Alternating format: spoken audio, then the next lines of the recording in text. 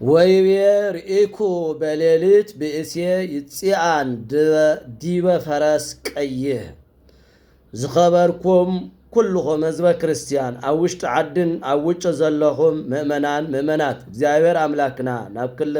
ናብ 12 የካቲት ናብ ቅዱስ ሚካኤል ዕለት ብሰላም ስለለብጽሐና እግዚአብሔር አምላክና ቅድመ ዓለም ዝነበረ ድሕሪ ዓለም ዝነብር አምላክና ዝተመስገነ ይኹን አሜን። ስለዚህ ሎማዓንቲ ቅዱስ ሚካኤል 12 የካቲት ኢና ዘለናሞ ኩሉ ጊዜ ቅዱስ ሚካኤል በቢ ወርሑ ዓመታዊ ክብረ በዓል እዩ። ወርሓ በዓል ዝበሃል የብሉ ኩሉ ጊዜ ተኣምርን ታሪክን ዝሰርሐሉ ዕለት እዩ። ስለዚህ ዝርእሲ ወይቤር ኢኩ በሌሊት ብእስየ ይጽአነ ዲበ ፈረስ ቀይህ ሓደ ሰብ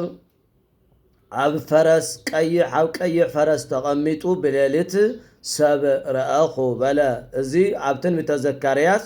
ምዕራፍ 1 ቁፅሪ 8 ረኽቦ ሃይለ ቃል እዩ። እዚ ኢና ናይ ትምህርትና ርእሲ ማለት እዩ። ስለዚ ርእየ ዝብል ዘሎ መን እዩ እንተልና ነብዩ ዘካርያስ ወልደ በራክዩ ወልደ ሃዶ ነብዩ እዩ። እዚ መን እዩ እቲ ሰብ እቲ ኣብ ፈረስ ዝተቐመጠ ኣብ ቀይሕ ፈረስ ዝተቐመጠ እንተኢልና ከዓ ቅዱስ ሚካኤል ከም ዝኾነ ኣብቲ ትርጓሜ ኣብ አንድምታ ንረኽቦ ማለት እዩ። እዚ ቀይሕ ፈረስ ምቕማጡ ቀይሕ ምዃኑ ደሞ ንምንታይ እዩ እንተኢልና ናይ ባቢሎን ደም ከፍስስ እየን ክብል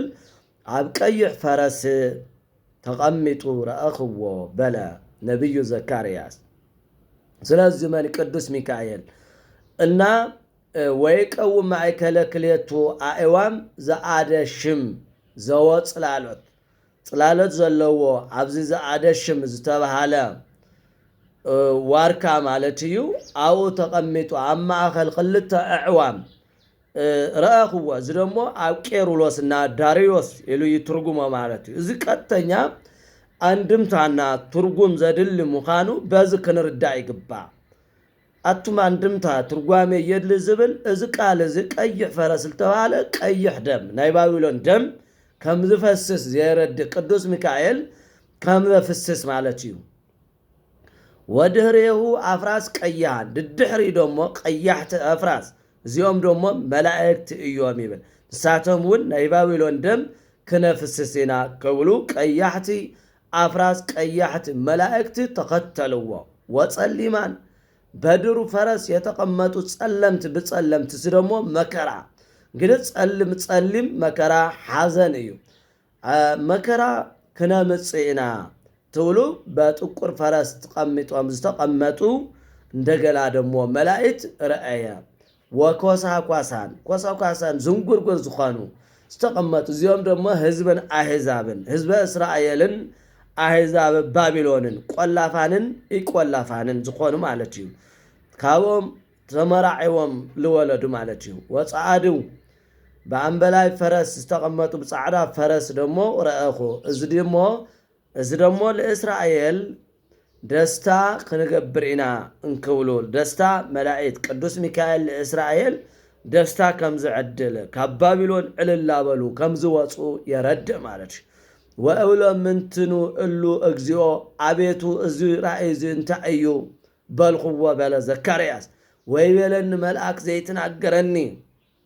ትዝናገረኒ መልአክ ከምዝ በለኒ አነ እነግረከ ከመ ምንቱ እቱ ዝንቱ እዚ እንታይ ከም ዝኾነ አነ ክነግረካ እየ በለኒ በለ። ወተሰጥወኒ ብእሲ ዘይቀውም ማእከለ ክልኤ ኣእዋም ዘአደሽም ማእከለ አድባር ኣብ ዮስዮን ዘርባብዮልን ዝሓደረ ቅዱስ ሚካኤል ከምዚ ኢሉ መለሰለይ። ወይቤለን እሉ እምንቱ እለፈነዎሙ እግዚአብሔር ይእድዋ ለምድሪ እዚኦም እግዚአብሔር ንምድሪ ክዘርዋ ዝለኣኾም እዮም በለ። እዞም መላእክቲ ቀያሃን ጸልማን እዞም ኣብ ጸልማን ዝተቐመጡ ማለት እዩ፣ ኣብ ጻዕዳ ዝተቐመጡ ማለት። ወተሰጥዎ ለመልአከ እግዚአብሔር ዘይቀውም ማእከለ ክልኤ ኣእዋም ዘአደሽም ኣብ አደሽም ዘለው ኣዕዋም ክልተ ኣዕዋም እዚ ማለት ደሞ ጭሮስና ዳርዮስ ኣብ ዝተቐመጠሉ ጊዜ ወይቤሎ ኦድነ ኩላ ምድሪ ዞርና በሎት መልአክ ደሞ ወና ኩላ ምድሪ ትነብር ወታረም ኩላ ምድሪ سقيلات سطيلات نبرلا نو إيروساليم كإيروسالم بكر مالت بزي إيروسالم كلها سطيلات نبر وتسطوا ملاك እግዚአብሔር ትግዳ እግዚአብሔር መልአክ ቅዱስ ሚካኤል ደሞ መለሰ ወይቤ እግዚኦ ዘኩለ ይትመልክ ሁሉ እትገዝ አምላክ እግዚአብሔር እስከ ማእዜኑ የትስሃላ ለኢየሩሳሌም ወለአህጉረ ይሁዳ አስተትካ እምዘሰብአ ዓም አቤቱ ጎይታይ ለኢየሩሳሌምን ለአይሁዳ ሀገራትን እስካመቸይኻ ይቅር ዘይትብለን መሐረን ኢየሩሳሌምን ይሁዳን ምድረ ባዳ ኮይነን ስለዝነበራው ሰዓት ዝማለትዩ እስካብ 7 ዓመት ገረን ኣለዋ ለምንታይ ለይትምሕረን በሎ ቅዱስ ሚካኤል እግዚአብሔር ማለትዩ ወተሰጥኦ እግዚአብሔር ለዝኩ መልአክ ዘይተናገረን ቃለ ሰናይ ወነገረ ፍስሕ እግዚአብሔር ደሞ ቅዱስ ሚካኤል ጽቡቅ መልስ መለሰሉ ወይበለን ዝኩ መልአክ ዘይተናገረን ክልአ ወበል ከምዚልካ ተናገር በል ከመዚ በእግዚአብሔር ዘኩሎ ይመልክ እግዚአብሔር ከምዚ ኢሉ ኢልካ ተናገር ቀናይኩ ለአይለ ኢየሩሳሌም ወለአይለ ይሁዳ አብየ ቅንዓተ አብልዕል ኢየሩሳሌምን አብልዕል ይሁዳን ግን ቀናእኹ እዚ ቅንዓት ዝታዩ ናይ ደስታ ቅንዓት ከድሕና እየ ከምሕራ እየ ክብል ከሎ ማለት እዩ ስለዚ ቅዱስ ሚካኤል ላብ እግዚአብሔር አምላኩ ከምዝለመነ ና እግዚአብሔር ቃና ቅዱስ ሚካኤል ወይ ድማ ና መልአክ ቃል እግዚአብሔር ከምዝ ሰምዐ ማለት እዩ እዚዩ አውድት መሃሩ ንመሃሩ ታዩ ናይ መላእክት አማላጅነት ፍጹም አማላጅነት የረዳና ለእግዚአብሔር ከምዝበጽሕ እግዚአብሔርን ከምዝሰምዕ ማለት እዩ እና ታይበለ ወተማይኩ ላኢላ አህዛብ አብየ ማዕተ ለእለ ተቃወም ኮሳኳሳን ዝበሎም ዝዮም አብቶም ልዕል አህዛብ ሕግ እግዚአብሔር ዘይፈልጡ መዓት ከምጸሎም እየ ሰዋዓነ ተማይኩ ህዳጠ ወእምንትሰ ወሰኩ እችተ በድበችት አነ ንሽተይ ቆጢዐን እሳቶም ግን ክፍዓት ኣብ ልዕል ክፍዓት ስለዝወሰኹ መዓት ከውርደሎም በእንተ ዝንቱ ከመዚብየ እግዚአብሔር ዘኩለ ይመልክ እግዚአብሔር ኩሉ ዘምልኽ እግዚአብሔር ከምዝበለ እትመየጣ ለኢየሩሳሌም በምህረት ለኢየሩሳሌም ብምህረት ክምለሳ እየ ይቅር ክብላ እየ በለ እግዚአብሔር እዚ ብናይ ቅዱስ ሚካኤል አማላጅነት ማለት እዩ ወይተሐነጽ ቤት እግዚአብሔር ዘኩሎ ይመልክ ትጥንታዊ ቤተ መቅደስ ኢየሩሳሌም ከስራሕዩ ከህነጽ እዩ በለ ወእሰርር መሰረት አለ ኢየሩሳሌም ለኢየሩሳሌም መሰረታ ክሰርሕ የካህንጽ እየ ወአዲ ቤለኒ መልአክ ዘይትናገረኒ ክላህ ወብላ ወበል እንደገና ቅዱስ ሚካኤል ለዘካርያስ ነብዩ ከምዝበለኒ ክላ ጩህ ጥራዕ በለ ከመዝብ እግዚአብሔር ዘኩሎ ይመልክ እግዚአብሔር ከምዝበለ ወአዲት ከአው ሰናይት ውስተ አህጉር ዳግመያ ጽቡቕ ስራሕ ጽቡቕ ምሕረት ቸርነት ናብታ ሃገር ትርከብያ ትምህርት ረድኤት እውን ይብል ክዋሃ ወይሰሃላ እግዚአብሔር ለጽዮን እግዚአብሔር ንጽዮን ይቅር ክብላ እዩ ወአዲ የሃርያ ለኢየሩሳሌም እግዚአብሔር ኢየሩሳሌም ካልአይ ከመርጻ እዩ ወካይበ አንሳይኩ አይንት የወሪኩ 40 አቅርንታ ካለ አቅርንት እንደገና ረአኹ ይበል ማለት እዩ እና ናይ ቅዱስ ሚካኤል ኻውዚ ያአክል ማለት እዩ ወሪኩ በሌልት ብእስይ ጽአን ዲበ ቀይ ፈረስ አብ ቀይ ፈረስ ተቀሚጡ ቅዱስ ሚካኤል ረአኽዎ ዝበሎ ነብዩ ንሕና ካውዚ ንመሃሮ እንታይ እዩ ኣብ ዘመንና ዘሎ ቀያሕተ ፍራስ ጸለምተ ፍራስ ኮሳኳሳን አፍራስ ጻዓዱን አፍራስ ዚዮም ስለዚ ቅዱስ ሚካኤል ለባቢሎን በደም ከፍሳ የደም ከፍ ናይ ባቢሎን ደም ከፍስስ ይሉ ከምዝብል አብቱ ትርጓሚው ኣብ ዘመናም ናይ ደም ምፍሳስ አንፈት ንረአለና ንሐልመለና ስለዚ ታኸን ገብረለና ቅዱስ ሚካኤል ናብ እግዚአብሔር አምላኩ ክልምለና ክንምህጾነ ይግባ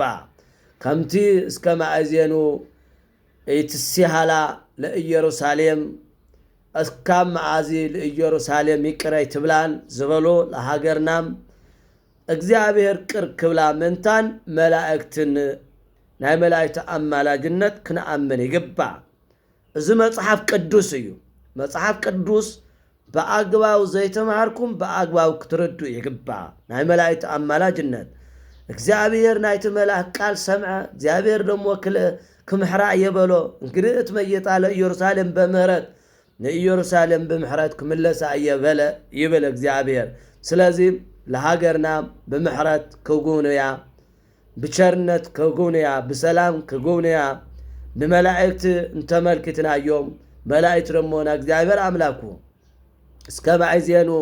ትሲሃላ ለሀገር ለተሀገር እስከ ማዚቅር አይትብላ እንዲኻይሎም እነ ቅዱስ ሚካኤል ጠቅላላ መላእክት ለእግዚአብሔር አምላኩም የመልክቱ ማለት እዚዩ ናይ ኦርቶዶክስ ተዋሕዶ ቤተክርስቲያን እምነት